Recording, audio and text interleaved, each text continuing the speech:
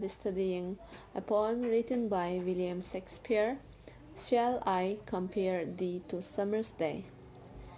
Before we move into the poetry, I would like to speak a little bit about who William Shakespeare is. William Shakespeare was born on 26 April 1564 at Warwickshire, England. He died on 23 April 1616 at the age of 52 at Warwickshire, England. William Shakespeare was an English poet, playwright, and an actor. He was widely regarded as the greatest writer in the English language and the world's greatest dramatist. This poem, Shall I Compare Thee to Summer's Day, also known as Sonnet 18, is one of the best known among the 154 sonnets he wrote. This poem was originally published in 1609. And now, what is a sonnet? 14-line poems are called sonnet. William Shakespeare's poem, Shall I Compare Thee to a Summer's Day, or also known as Sonnet 18, is extracted from the group of sonnets called the Fair Youth Sonnets. William Shakespeare, in total he wrote 154 sonnets which were collected and published altogether. And the sonnets were grouped into three groups. The first group, the Fair Youth Sonnets, consisting of sonnet 1 to sonnet 126. The second group, the Dark Lady Sonnets. It consists of sonnet 125 to 152. The Greek Sonnets consists of sonnet 153 and sonnet 154. Moving on to sonnet number 18, that is, Shall I Compare Thee to Summer's Day? This sonnet is divided into two portions, 3 quatrains and 1 couplet. What is a quatrain?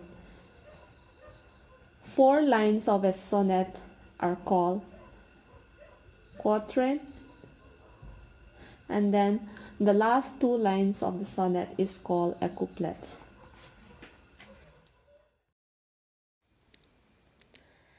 And now let's move into the poetry. First of all, let me read out the first 2 lines of the poem. Shall I compare thee to a summer's day? Thou art more lovely and more temperate. In these 2 lines, we can see 2 words, thee and thou, which is no longer prevalent. So, what is thee and what is thou? Both of them are an Old English, which is very commonly used during Shakespeare's time. Even in the King James Version of Holy Bible, thee and thou is very much used. It was very much used during 1600s, during the year 1600s. And now let us see what is the difference. Thou is singular you, you, and it is the subject of a sentence. And what is thee? Thee is object of a sentence. It also means you, and it is singular in number. Now, in these 2 lines, the poet asks his beloved whether he should compare his or her beauty with a day in summer, because both summer day and the beauty of his friend was very much appealing to him. In countries like ours, summer people are not very much happy with summer, because when it is hot it sometimes become very extreme, and when it is cold it is very extreme. But Shakespeare is from the United Kingdom, and England is a very cold country, so when summer arrives everyone loves the season. So here in this line, the poet, he asks his friend should he compare his beauty to that of a summer's day. After asking, the poet immediately change his question, withdraw his question. Why? Because he knew that summer sometimes becomes very extreme, it's scorching heat, and then that beauty of summer, which is so extreme, is not appropriate to be compared to that of the beauty of his friend who is very much temperate. What is the meaning of temperate? Not neither too hot nor too cold. So the friend of William Wordsworth is very much temperate, and that quality makes him or her more lovelier and beautiful than that of a summer day. Zaila ji pa poetry ji pa William Shakespeare in his goal ni a hi ipi se ham. Shall I compare thee to a summer's day? Alungela hi aloi pa ta chun khom hi te lo alungela hi aloi pa ko to khom da na ho ka ki gela na hoi na le na phat na hi nipi lai ni kho to ka te ka de ham. Ale abana hi thou art more lovely and more temperate.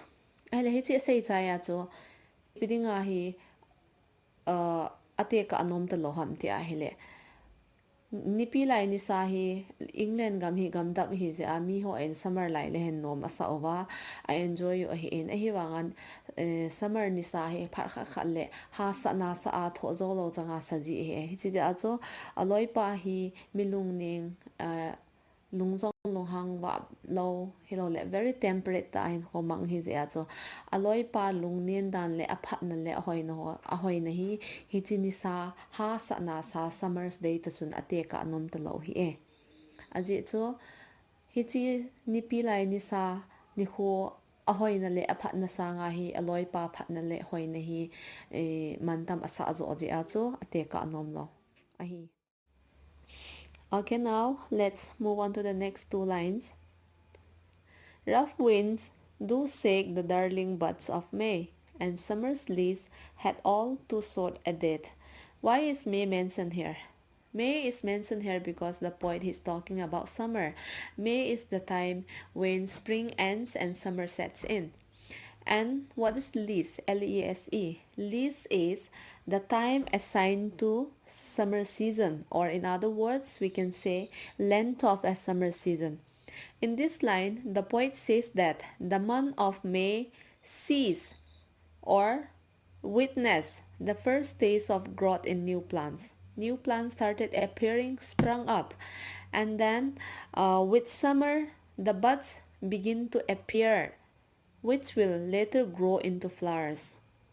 So, during May, plants started growing up and then started bearing bud, and in summer, those buds began blooming into flower, which will later on grows into a fruit. Now, uh, however, that summer season is being closely followed again by monsoon. Monsoon means rainy season. Hence, we will often find or we will often witness or experience strong winds blowing over the trees and shaking all the buds. And in between, I want to explain one thing. Lease, when we talk about lease, it can be like lease is something like you take a loan from someone, someone loans you something for for an assigned time period, so you have to repay it during that time period. That is called lease. So now in these two lines, the poet he is imagining summer to be someone who loans who loans us or who lends us her lovely weather condition for us once in a year.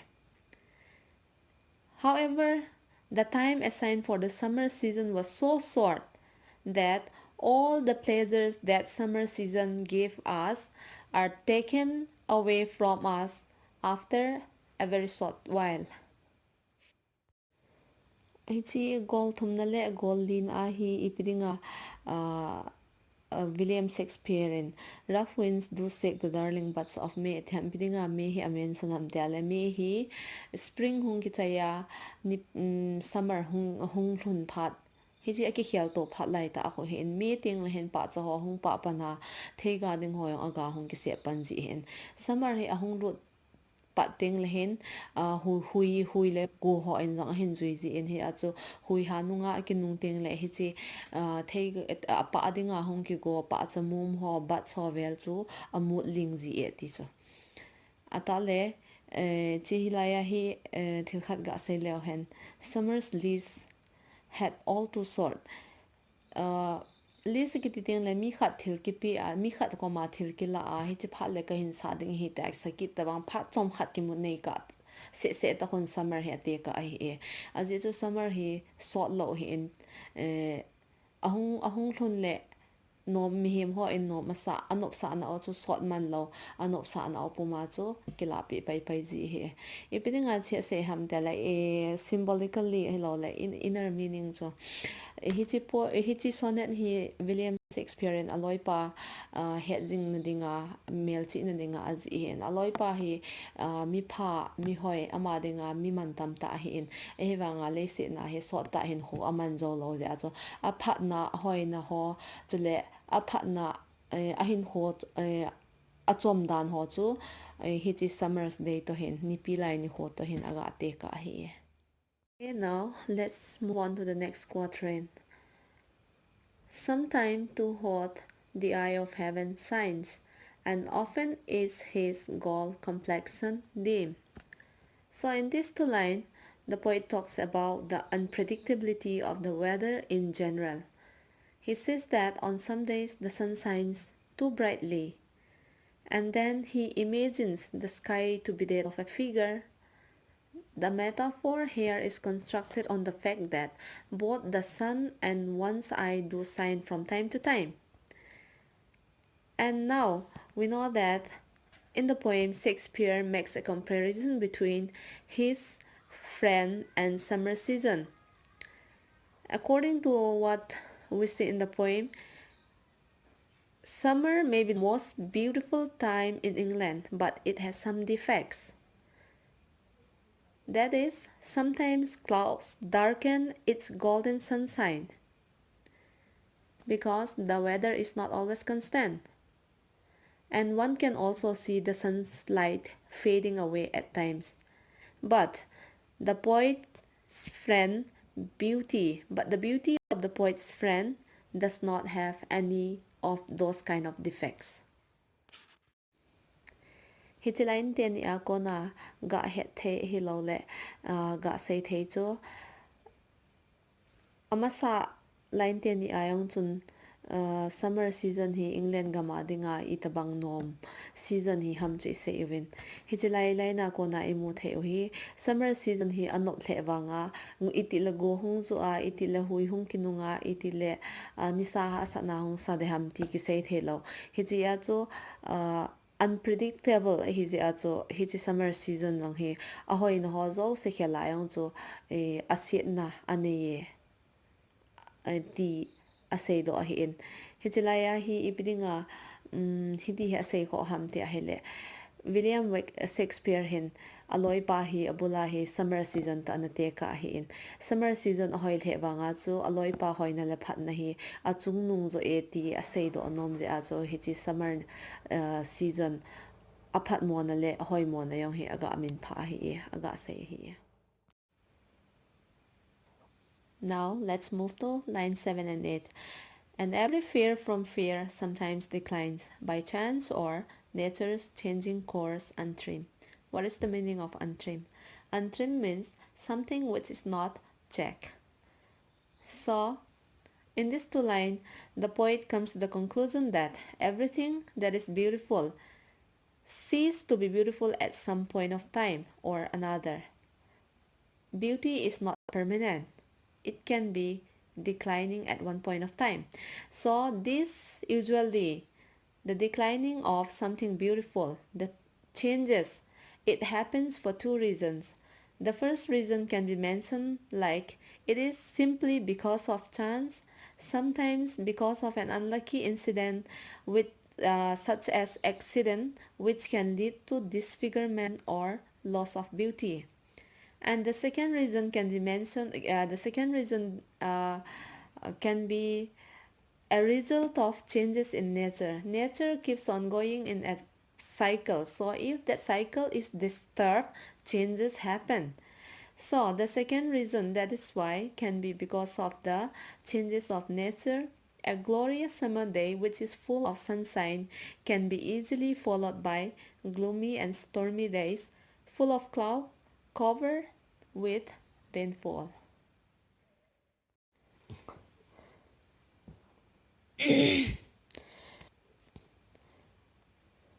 Line sagi na le agit na hichi sonnet ji pa in asay nom chu e hai le thil ahoy khat something beautiful thil ahoy khat jong chu hoi hoi jing lo phat khat ting le hi lo le mun khat na hi ahoy na hi hung ki chai jing thei a hi hichi hi moving on to the next two lines. But thy eternal summer shall not fade, nor lose possession of that fair thou owest.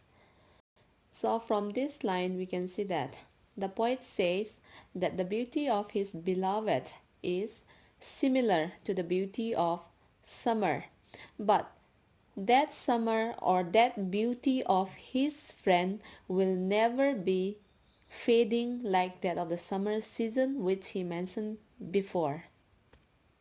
This is to say that, or in easy word, we can say, his beloved's beauty will never fade away. She will always be beautiful in his eyes, and she will always be his fair maiden. Hichilai line ten ni a hi Shakespeare in ipi say nom ho mitile aloi pa ahoi na chu nipi lai to te ka hi en hichi aloi pa ni ahoi na nipi lai to te ka chu kichai the hi en hin la hichi ama aloi pa hoi na wang hi kichai ti nei lo nipi lai a kichai banga kichai lo ding aton so na eternal a umjing ding a hi e now line 11 and 12. Okay. Nor shall death break thou wonders in his set, when in eternal lines to time thou grows.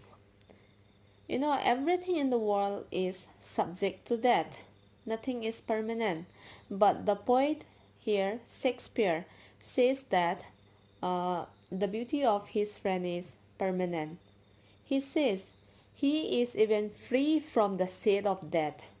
Death will not have any control over him, or death can never claim his friend, or never be able to break about saying that he or it controls his friend. The next line, when in eternal lines to time thou grows. Time is a long progression. One cannot stop it from moving forward in its course. No one can stop the time moving. In other words, the poet cannot deny that his beloved friend will be growing old, but all he can say is that his aging will not be matter in the end. He will still be beautiful through the lines of his poetry. Hichilai te ni line te ni sei chu iphiam ti a hele thil khat hi a hoi na hi thil khat a hoi khat dong chu hoi hoi jing lo permanent hi lo ni khat la hoi mo a ki khel the hi a ewanga jaila ji pa jaila ji pa Shakespearean aloi pa hoi na chu a I te a jing ding hi e ti cha a hoi na chu thina that DATH thina in jong a control but loading a lo le thina in jong ki le sa ta a hoi na yo se kalamang tai ti a se the loading a hi e ti ne aba na lai na chu phat ki ti hi asawa saw a chi ding ngai ngai a chi chi jing koi ma in jong a kham the lo hi en hi chi when internal lines to time now gross hi chi phat a chi dung ju ya chu Shakespeare hin aloi pa yang chu chi chi ding khang to to ding hi chi phat a chi dung ju ya chu a hoi na to ki hon jing ding a hi now coming to the ending part couplet the last two lines so long as man can breathe or eyes can see so long lives this, and this gives life to thee. In these two lines, the poet says that as long as man as a species inhabits or live on this earth and have the ability to see with his eye, uh, his poetry shall be read, and within that poetry his beloved will be living. To say that is to say, like, the poet believes that by playing such a role in his poetry, or by writing his memory or the memory of his friend through this poetry, his beloved friend will gain immortality. Hichi achaina line te ni hi go plet sakitizi in sonnet ho ahi. Hichi achaina line te ni ahi Shakespeare in ipi se hamte ahele.